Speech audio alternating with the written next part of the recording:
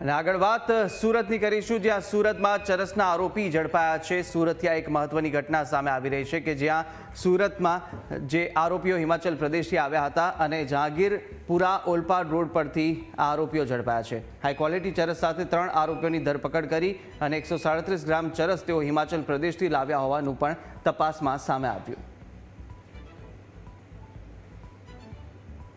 માહિતી મળી હતી કે હિમાચલ પ્રદેશથી સુરતનો એક અનુપ બિસ્ત કરીને છે, એ ચરસ હાઈ ક્વોલિટી ચરસ જેને મલાલા ક્રીમ તરીકે પણ ઓળખવામાં આવે છે, એ લઈ અને આવવાનો છે।